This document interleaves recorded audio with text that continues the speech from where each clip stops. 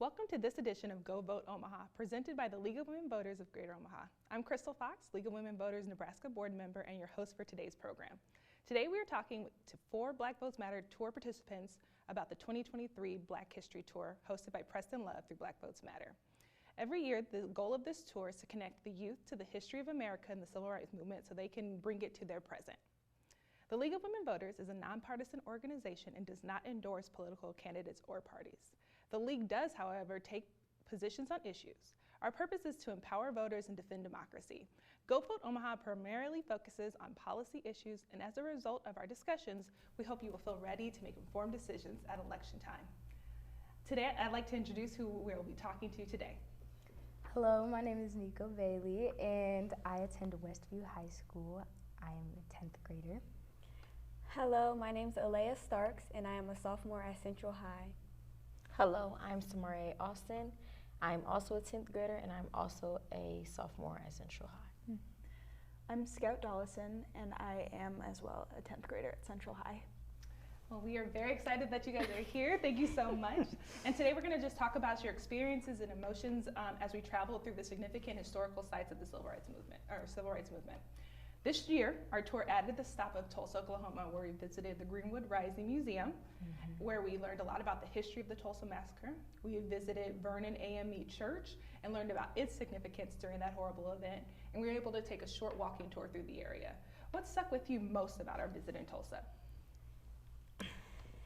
In Tulsa, what stuck out to me is inside the museum, learning about the bombing, because I never ever knew about that, and the amount of hatred someone can have to do that. So it was very crazy to know that. And like, to piggyback, I didn't know like there was anything called a sundown town. Like I didn't know like there were the blacks on one side and then the whites on one side. I did not know about that. And I don't even think I knew about Black Wall Street in all honesty. I mean, it's not taught in school. Yeah. What I really liked is how strategic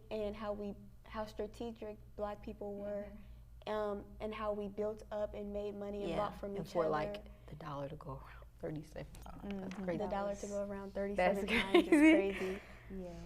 For me, it was the church, because like just me hearing the story like of how like the church wasn't even built yet, like It's just a basement. right? Yeah. But like for when it was happening, the massacre, it was happening, like how they were told to run to the church, and in that small room, when we had went in that small room, we was told that there were 300 or maybe more people that fitted in that room. That room, like when I was in that room, it gave me chills, like as if like I was in the room or something like that. But I didn't really feel like I was in the room. It just gave me chills, and like with how it served as a shelter from the fire bombings that were going on outside, and it saved, and it was so hot that it melted the cast iron support beams, and cast iron, you don't melt cast iron When we were in the museum and how they were telling the individual stories on how to hear their pleas and cries to just stop and everything like that. It was like very with crazy. one of the stories with the boy who don't even know if his dad is still alive or not, or know where he's buried. Where he's buried. terrible. That brought some tears to my eyes. It was so sad. and how there were so many victims that hospitals were just turning people away. What stuck to me is the fact that it was called a riot and and it wasn't considered a massacre, which it really was. So Black people weren't insured for the things that they had lost. So they were just out the money and out sometimes family members and more. Yeah. And after that happened, because before the massacre, we only bought from each other. But after, they were encouraging us to buy from other people, and they were making it a light thing. But we knew that for us to build up, what was done, we had to go back to what we were doing. But they influenced them to buy from other people, and I don't think they down there, they said it haven't been the same since. Yeah, many people moved from there because of that or whatever. I also I was also very inspired, very inspired to want to started my own Black Wall Street here in Omaha, and also like just thinking about like us, we actually got to get the experience to see like where Madam C.J. Walker's shop was, and like seeing like one of the buildings, like, because it obviously doesn't look how it looked when the massacre happened, but how like they had used some of the bricks to build up some of the buildings. Yeah. That was like, wow. Yep. Coming here actually opened our eyes to know that we have not learned this in school. They don't teach this in school. Right. So honestly, we're thinking on at our school making a club to just teach like all of the real history. So because it needs to be taught. Yeah, absolutely. So from Tulsa, we headed to Memphis, where we visited the National Civil Rights Museum, which was the site of the Martin Luther King Jr. assassination. We also were blessed at this time by a visit from Tennessee Representative Justin Pearson. So that was our day. It was a great day. What did you guys think about that?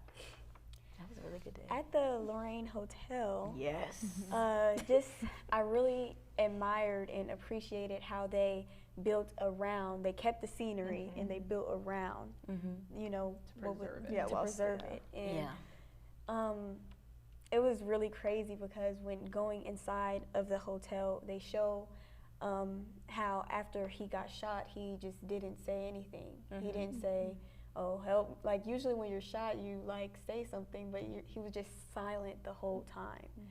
So there was accounts that he had been silent that night too, almost like he knew something was up. Yeah.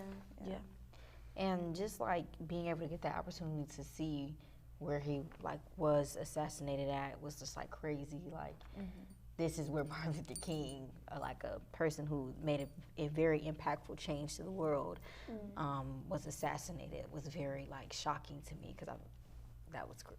Do you guys remember why he was there? He was about for a protest. Yep. For the sanitation workers. Yes. Were you gonna say anything? What got me was really the fact that, so he was there, right? And then he had got shot, but the things that were around it, like leading up to that event, they had all laid out in the museum. They had like the police brutality and then other victims, like leading up to when he got shot. Which was very... Thank you. Yeah, so that museum is a great stop. Justin. The senator. So like meeting the senator just inspired me to like all the way. For one, he just had great knowledge. It was very inspiring how much knowledge he had. Especially he's not old. He was young too. He was not old. He was not an old man. He was speaking for the young. It was very encouraging of us. Yes, it was very inspiring to like for me to even want to become the Senate one day or even step forward and become the president to really make a change. It was very inspiring because it was just like he believes in us and we're not just like we can make a change even though we're youth still. So we were very blessed by that, and that's exactly the feeling I wanted you guys to come away with. So after we were there, we headed to Jackson, Mississippi. There we stopped in at the Civil Rights Museum where we heard from Hezekiah Walker, the freedom rider, and then on to Medgar Evers' home that day, the place where he was assassinated while his family was inside. So from those two sites, kind of what was your emotions that came up that day? Me personally, I had heard of Medgar Evers before him, but I never like knew the story. And then being where he was that day, knowing that he was wanting to get back to his family, and his family was waiting for him inside, it just like broke my heart for real. Like it just, that like right there like just showed me like how much hatred a person can have for someone like a person of color. And also like I think right now I'm still even shocked about meeting Hezekiah Walker. Like when I look at my picture, I'm like, this is like I really met a person who was was considered a freedom rider. Like that really still shocks me too. And can you define what a freedom rider is? Do you remember? I can't remember the exact definition, but so it was after the Greyhound buses were desegregated. It was to basically prove that they are actually desegregated, and it in truth they weren't. They were attacked multiple times throughout the trip, and the trip was cut short. They were supposed to stop in Louisiana, and they only made it to, was it Montgomery? Yes. But looking inside of his house, what really shocked me, like made it like wow, is like I seen Medgar Evers.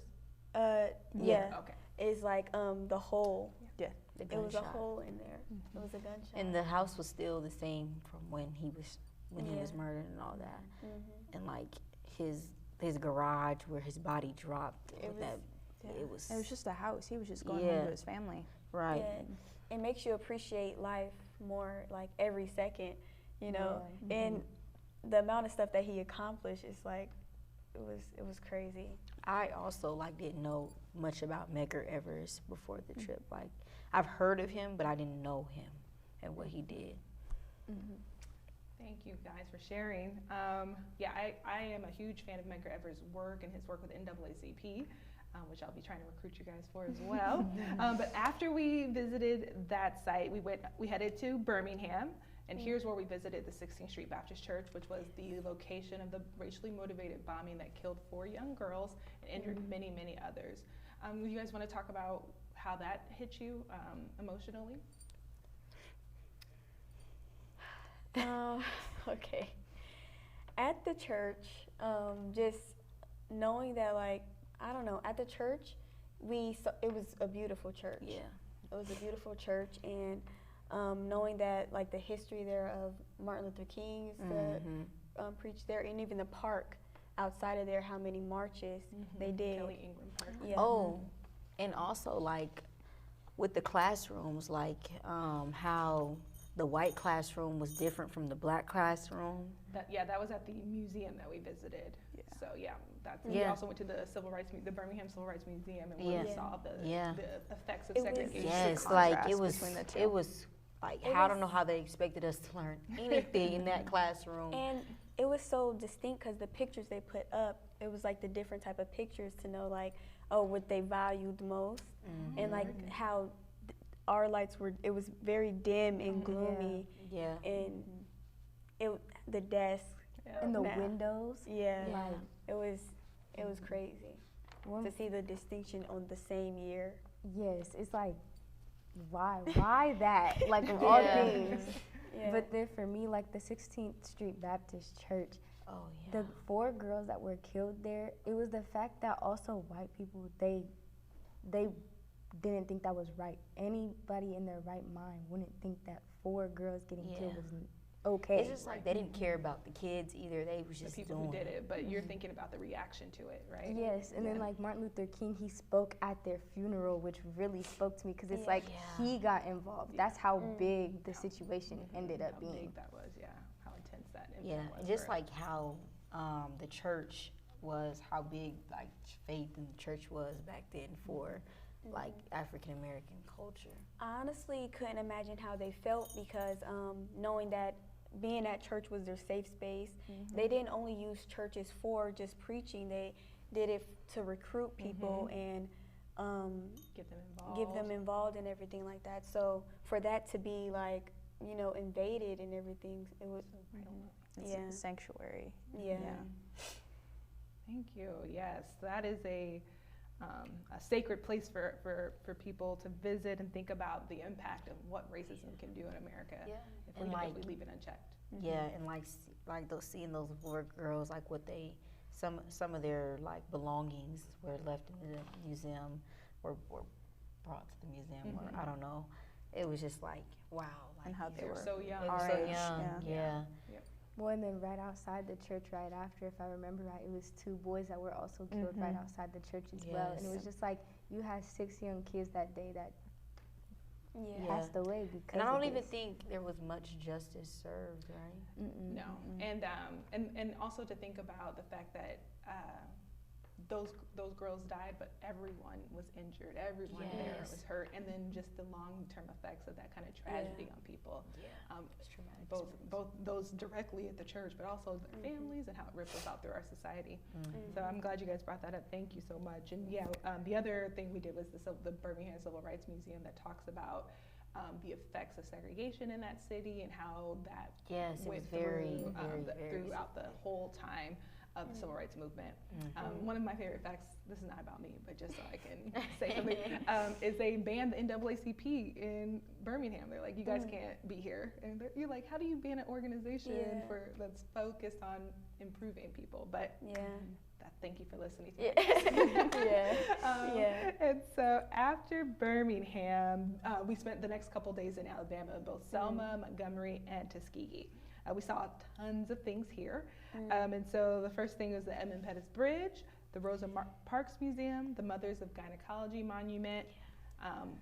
Just those three we can talk about first. And what do you guys remember from those things? And for me, the bridge, first of all, I don't like bridges in the first place. Like, bridges over water, that's my biggest fear. Like, but then knowing that people had thrown themselves off, people got thrown off when walking over the bridge, it was just like, whoa. Like, I was crying the whole time over. Under. Yes, or being hung under, because then there was the parts where people were getting lynched and sewed on the side. Oh my gosh, it just hit me in a spot I didn't even know that was there. And it was silent too. Like, only Mr. Preston was talking, if I remember correctly. And it was definitely not a lot. And that's also the site of Bloody Sunday. So what did knowing and learning about that do for you? Bloody Sunday. Do you guys remember? Yeah. Bloody Sunday was, they were doing a march from Selma to Montgomery for voting rights. And they planned their march, and as they crested that bridge, just tons of police on horseback and in riot gear, threatening them, making them to turn back. But the marchers, the protesters said they would not, and they continued to march, and the police attacked. Yes, and even in the museum, they had the footprints of some of the people that had marched and ended up passing away during the march. Yeah, and it just like brought frustration out to me, because it's like, why is this person even a person who has a bridge named after them? Like, and why does this person have Edmund Pettus was a grand wizard of the he was that's what I was about to bring. So thank you for that. We also, the Rosa Parks Museum and the Mother of Gynecology. The Mothers of Gynecology. That was so important that we had to buy something from it. Yes, like everybody got affected by that, because nobody knows. And the fact that the dude who did this has a mural up next to the at the Capitol. Yes, at the Capitol. It's just like, you guys are still celebrating the man that did this. That was just very. So the Mothers of Gynecology Monument is a monument that is dedicated to the three women that were that represent kind of the brutalization of how gynecology came about. And so Lucy, Betsy, and Anarka are the women that are honored at the monument, and they talk to us about kind of the issues that went on. Because individually they got it was different for them individually. Was it Betsy that got surgery on her behind? And one of them was impregnated, raped, impregnated. It was not consensual. But what they they had this belief that Black women, they didn't we didn't feel pain, so they wouldn't give us any type of anesthetic. Anything. So while they just did everything brutally. And Anarka, didn't they It wrecked her body. She wasn't. And I think. I was going to say. So aren't they still alive? No. So that really opened up. That was the first time we visited that monument on the tour, and that really opened up our minds about kind of how history connects. Yeah, the hospital was a couple blocks down from where it happened. Because it's like, why don't we learn this in school where it has to do with gynecology? Like, that is part of that's how the human reproductive system works. So why are we not learning about the women that did this for us? Right. No, thank you. And how extreme it was back then on how they viewed Black women, and how some of the stuff, even our chances of giving birth is now. We're so at risk still now till this day. So so that was those are our first stops in Alabama. Next, the biggest one I think was the Legacy Museum and the National Memorial for Peace and Justice. So first, for the National Memorial, it also brought out some anger and some sadness, because it was just like the reasoning behind why these people were lynched. It's crazy. You guys are just making up things at this point. It was very like frustrating. Asking for a drink of water. Right. Trying to find husbands, this and all these reasons, trying to protect their homes that were being attacked just for these reasons that I don't find reasonable. It was just very frustrating and very like saddening. And like, there were thousands more that went undocumented. I did find out that's a good point, Scott. Yeah, I did find out that they were just having any reason. They were doing it for any reason because they were actually counting. So it was just. Well, on top of it, they were free. They weren't slaves anymore. They were free, and it's just like, whoa, why are you guys still doing this when slavery isn't even an option anymore? Right. And then like there were like when we first had walked in there were like these sculptures that were built and like the chains and all. It was just like very. That was like, at the Legacy Museum, which is a document of how like slavery connects to criminal justice of today. And so kind of that slave trade and how that moves into the way in which our whole system is kind of built. So that was very emotional. What did you guys, what was one thing that you took from that? Well, personally, I think our generation is very artistically oriented, and so that museum had a way of not exactly bringing it full circle, but really just setting it in with, like, humanizing it. Really bringing it so that you could understand it visually and also the connections. Thank you. Thank you. What got me was when we went on the phone calls and just hearing their stories. So describe kind of what that was the about. people who were incarcerated. The section who on were mass incarcerated.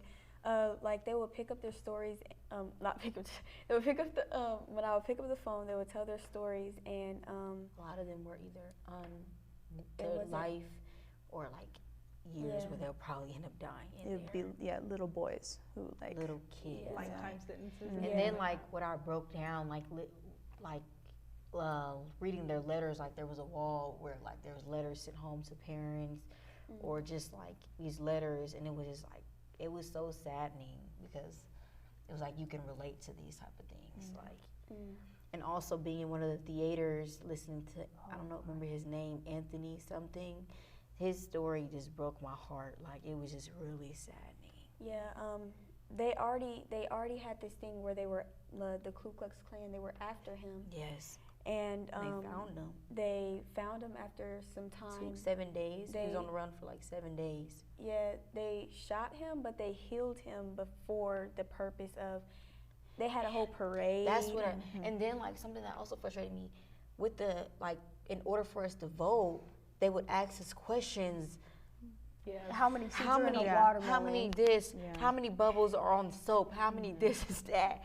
Like that. It's like things they didn't have the answer for. They don't even know. They didn't even know how to answer. How many jelly beans are in this jar? Yes, like that's.